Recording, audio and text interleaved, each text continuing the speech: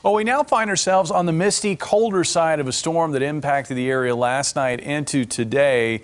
We are still finding drizzle or very fine mist, especially along and north of I-44, and that may not really shut down overnight tonight into tomorrow morning. But the heaviest rain is absolutely over with, and we had a soaking rainfall, 1 to 2 inches in areas from about I-44 north to I-70. Here in Springfield, right around an inch. Areas south of the interstate down to the state line picking up about a ½ an inch to an inch, and then south of the state line less than ½ an inch, with a lot of spots down that way seeing much less than ½ an inch of rainfall. Temperatures are colder too after hitting 55. I don't know if you were out at around lunchtime here in Springfield, but after a rainy, chilly start to the day, the sun popped out for about 30 minutes, and that pushed temperatures into the mid-50s. That was at the same time that a frontal boundary was working through, so we also saw a little spike in the dew points, which helped to push those temperatures up.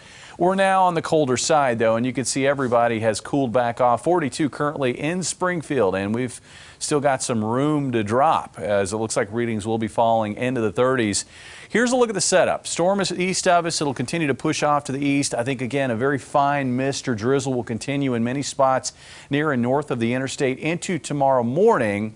It may shut down for a time across most of those areas, but then I think it'll pick back up probably by early to mid-afternoon, and then we'll find not only some drizzle but some light showers also working in from the northwest. And as surface temperatures cool tomorrow early in the evening, we'll see a transition over to light snow. And it looks like we will see snow showers across much of the area later Tuesday night into Wednesday morning. Here's our hour-by-hour forecast.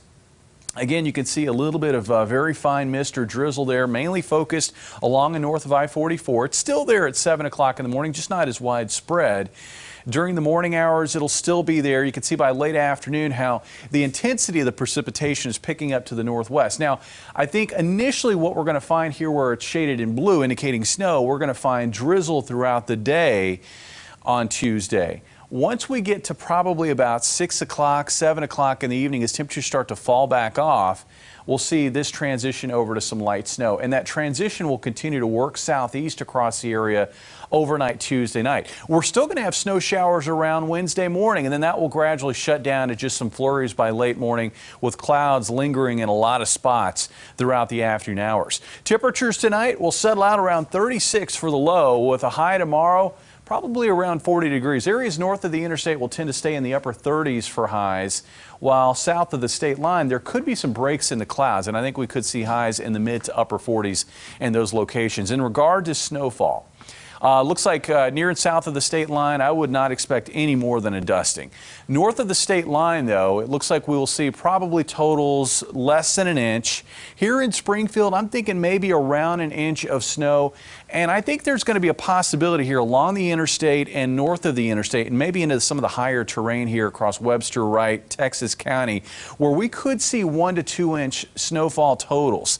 We're going to have a northwest wind at the surface, and that may tend to enhance as those winds kind of run up against that higher elevation. That may enhance some of the snow showers that we find in those locations. So not a big snow event. It's kind of similar to what we've seen throughout the winter season, but I think there may be enough with temperatures falling a little bit below freezing for there to be slick spots on area roads Wednesday morning and snow on the ground to start off the day on Wednesday. We're going to flip this pattern, though. Cold air will be in place here on Wednesday. It'll be in place through the end of the week, but over the weekend and early next week, a flip in the pattern as a ridge tries to replace the trough in the eastern U.S. and a trough moves into the western U.S. That is a warmer pattern for us here in the midsection of the country, and you'll see it in the 7-day forecast. After a cold day on Wednesday, 34 for the high.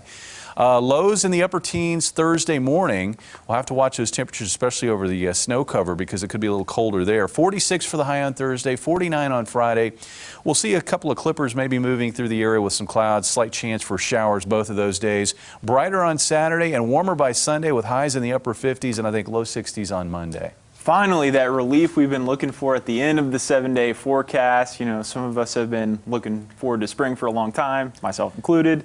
And Could be here. We're flipping Close. the calendar from February to March. So, I mean, I've said it before, the calendar's going to win out. We are going to see warmer weather. You know, It's on its way, Jamie. Viewers Club. number tonight 140257, and our jackpot is $1,600. All right, Jamie, thank you.